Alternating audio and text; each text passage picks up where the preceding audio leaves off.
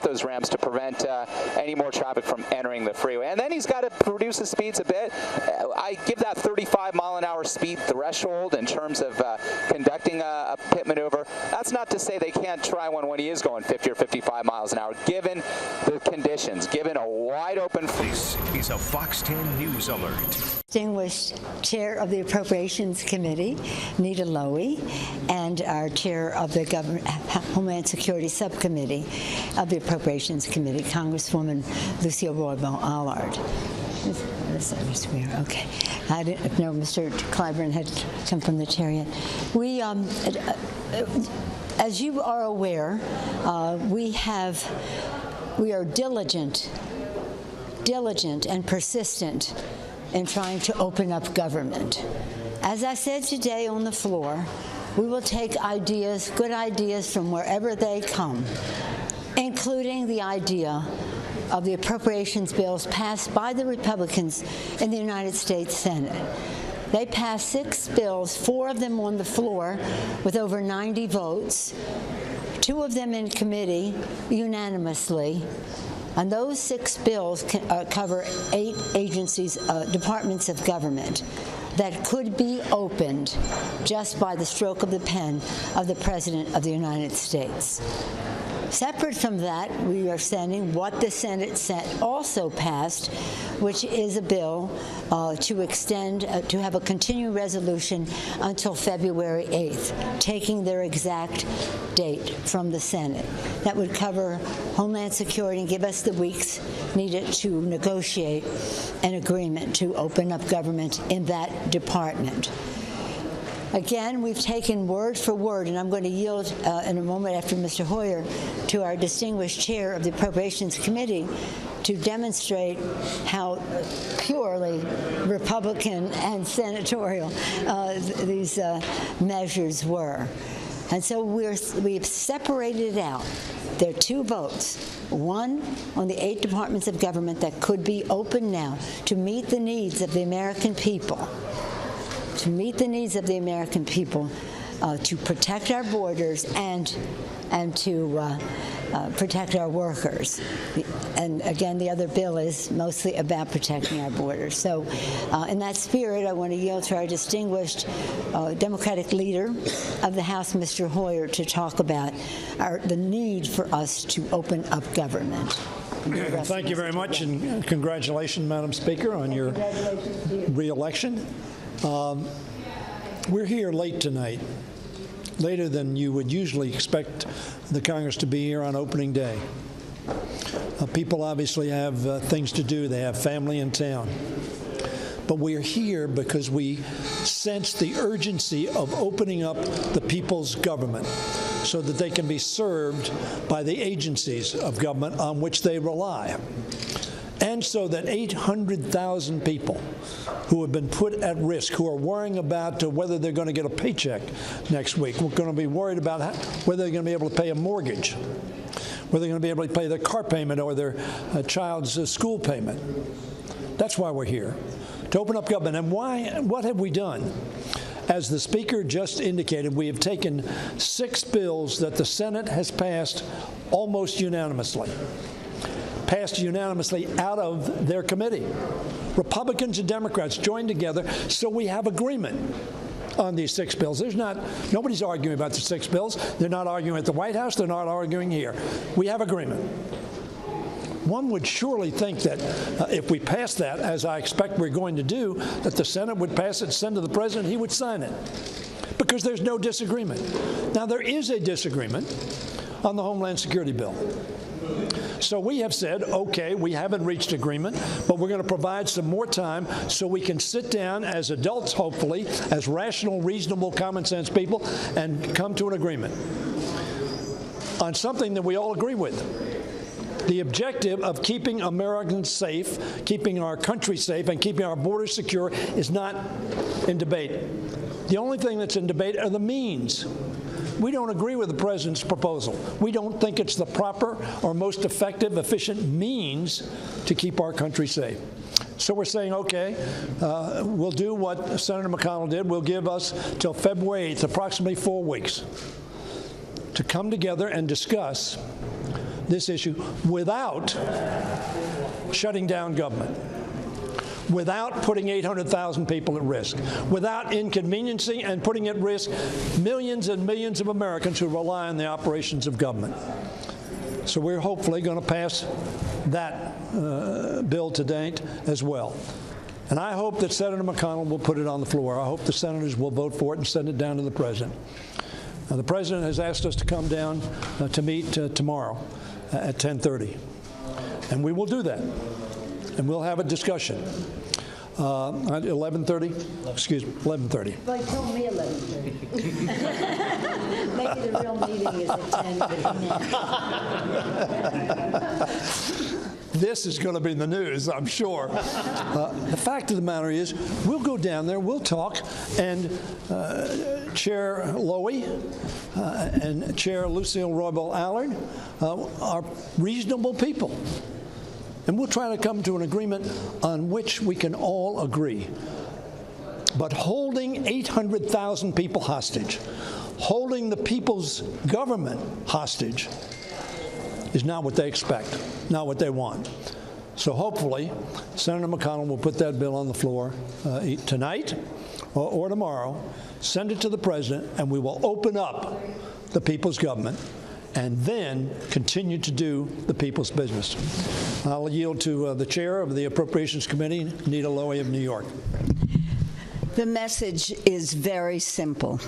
This is the first time in history that a government has been shut down while our new electeds have assumed responsibility. I want to say that again because this is the first time in history that there has been a shutdown of government as we welcome new leaders and we want to work together to govern responsibly. As we came up with this plan, we didn't dream up a plan from the right, the left, the center. We just sat together and said, there are 6 bills that were passed by the Senate, some by the full Senate, some by the committees, but it was unanimous. So we thought, if we want to open government and not have a shutdown, let's take that bill, those 6 bills, pass them here, and then give everybody a month to work on differences in the Homeland Security bill. This isn't very complicated. We could all talk and give you details, but I want to emphasize again, we got together, we met with our leadership, and said, how do we keep this government open to serve the people? 800,000 federal workers, people on the border, many industries now that depend on federal employees. This is irrational. So today is an exciting day. We have elected a new great first woman Speaker of the United States of America. Let's open the government and let's get to work because we have a plan that makes sense. And I'm hoping upon reconsideration, it will make sense to the President of the United States unless he just wants to keep tweeting and wants the government closed. But you can't be a leader of this great nation and continue to shut the government down. Well, at the risk of being repetitive, one of our primary responsibility as we start this new Congress is to reopen the government. And as you know, the biggest obstacle to doing that has been the bill that funds the Department of Homeland Security.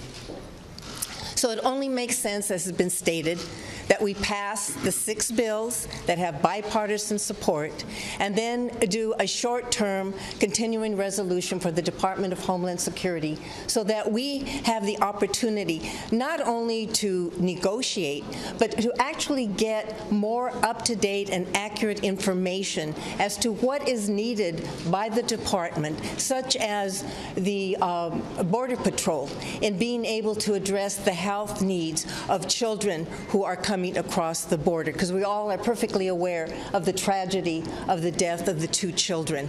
And so they are preparing that information for us now. And this time period will give us that opportunity to get that information.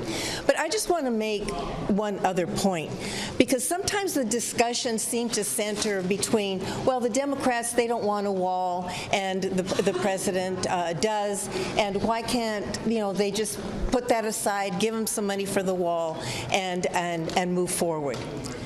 The answer is that there are real national security issues that will be negatively impacted if we were to do that.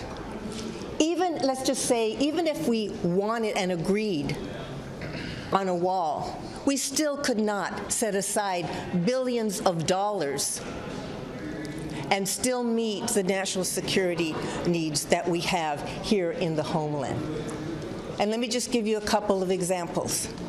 Right now, we need more customs agents because there are not enough to monitor and to be able to detect the opioids and all the contraband that is coming through the ports of entry. Contrary to what the president will have you say, they are coming through the ports of entry, not between the ports of entry where the proposed wall would be built. We also need to provide the funds needed by the Coast Guard for a heavy icebreaker, which the last one was in the 1970s. And there are times when there is no U.S. presence in the Arctic. And with the melting of the ice, Russia, who has 40 or more icebreakers there, about 4 or 5 are heavy icebreakers, and China and other countries are starting to move into that region to be able to claim the rich resources that are there. They are taking the lead on that. So there is a lot more at risk. It isn't just a question of do we want a border wall or we don't. By providing the kinds of money that the president is asking for, is going to jeopardize our national security because we will not be able to meet the funding needs necessary to protect our homeland. And I could give you a whole list of the responsibilities that the Department of Homeland Security has. It isn't just the border. It's drug trafficking. It's protecting our air and land and sea, our infrastructure. They have a whole series of responsibilities that would not be funded by providing billions of dollars for that border wall. And so what the Speaker and our Chair and Majority Leader are proposing is reasonable. It's something that is supported both by Republicans and Democrats and those 6 bills, and a short-term Department of Homeland Security continuing resolution that will enable us to continue to work with the president, who I hope will put aside his campaign promise about building a wall and look at the realistic needs that we have in terms of our national security and work with us to make sure that those national securities are met to protect our homeland. Thank you, Lucille. Our distinguished whip, since there's a vote now, is no longer presiding in the chair and has joined us. Mr. Whip. Thank you, Madam Speaker. I think that all of us are aware of exactly what the proposal is that the Democrats have made to the White House. And basically, the foundation upon which that is made is the fact that we ought to be able to carry on our debate over the wall, over security, while government continues to operate on behalf of the American people. It's a simple proposition. The 6+1 that has been proposed does that, and it allows for us to have legitimate debate on how to go forward with border security and whether or not to build a wall. I see very little morality in visiting misery among families, keeping uncertainty in our governmental structure while we carry out this debate. We can do both things and do it in a way that the American people, I think, will be pleased with us as their legislative representatives here in the Congress. So I would hope that after we pass this legislation that we're going to pass, that the Senate will act promptly and send it to the President, and hopefully we ought to do this within the next day or two so that the American people can begin to go on with their lives with some degree of certainty and stability. I appreciate that. I just want to add one thing. What we're asking the Republicans in the Senate to do is to take yes for an answer. We are sending them back exactly, word for word, what they have passed, whether it's to cover the 8 agencies of government, and exactly what they passed in a continuing resolution until February 8th. Why would they not do that? Is it because the president won't sign it? Did they not hear about the co-equal branch of government and that the Congress sends the president legislation and he can choose to sign or not? But to choose to keep government shut down by rejecting what the Republicans themselves have written, not us, that the Republicans themselves have written. So there's something very wrong with this picture. It can't possibly be that the president is saying, I will never sign what the Republicans in the Senate have written. There's something very negative about the role of government meeting the people's needs and doing so in a timely fashion, because when government is shut down, it's billions of dollars of cost to the economy, not just for public employees and meeting their needs. It's about the economy that is affected by it. Ask any cab driver, luncheonette, or whatever when they see their receipts turned down. So we're just saying to the Senate, we didn't alter any language. We just are sending you what you have passed. Take yes for an answer. Open up government. Give us a month for us to negotiate what this package could be to protect our borders, because border security is a priority that we all have. It's a responsibility that we have. We take an oath to protect and defend. So you can't say if you're not for the wall, you're not for border security. That is a very false statement. So we're just saying, let's make it easy for you. Do what you have already done. Open up government.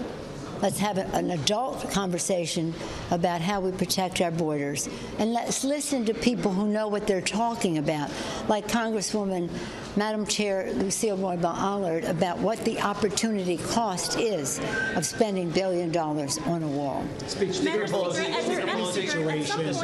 Madam Speaker, at some point, do you have to give the president what he wants, if only because there are hundreds of thousands of federal workers who can't afford to go without a paycheck anymore? The president cannot hold public employees hostage because he wants to have a wall that is not effective in terms of its purpose, not cost-effective in terms of what opportunity cost it is of federal dollars to spend. And the president has said Mexico's going to pay for this.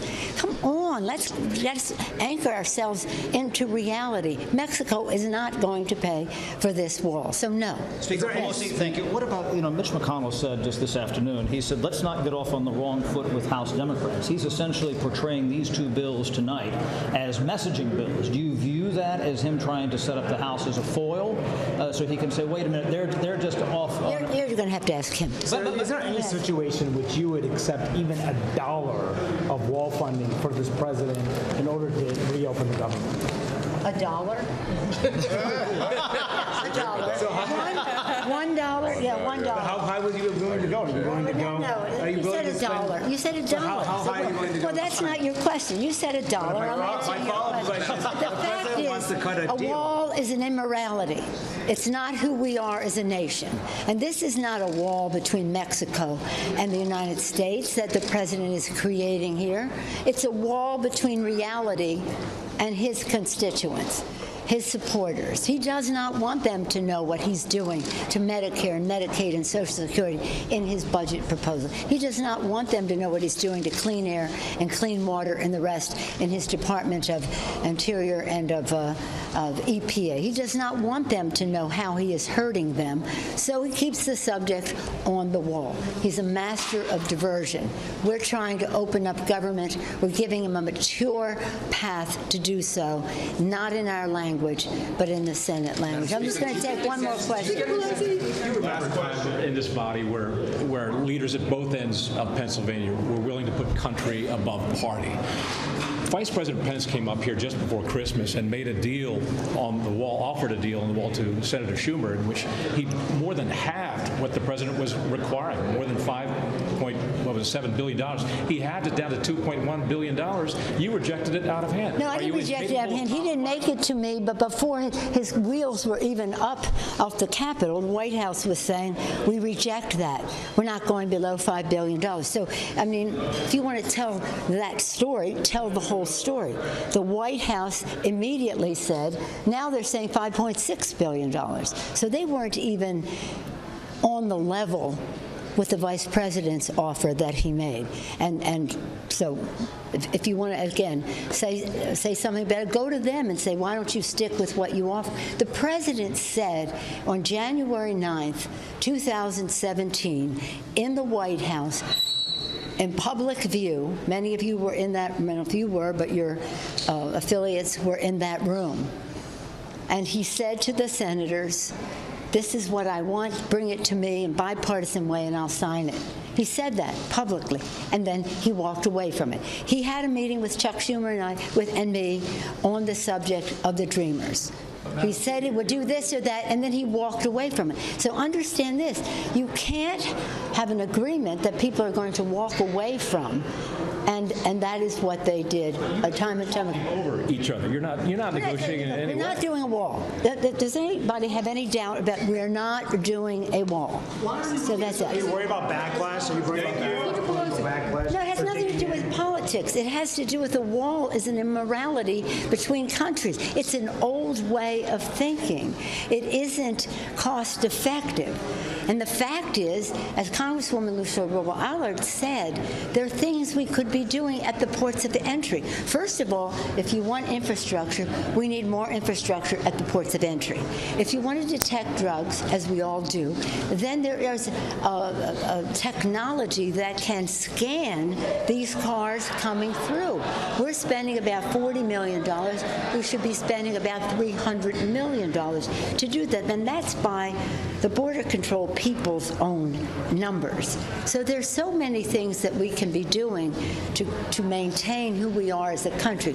You don't live on the border, maybe some of you do. It's a community with a border going through it. And if they're saying that these drugs and this or that are largely coming through the ports of entry, beef up the ports of entry to do that. But there's no reason. The wall, in my view, is an immorality. It is, again, a waste of money, an opportunity cost to protect the American people. But it is a diversionary tactic on the part of the president. And now he wants to use the shutdown of government as taking these public employees, and not only them, but the people who are served by them, hostage to his wall. Thank you all very much. Thank you.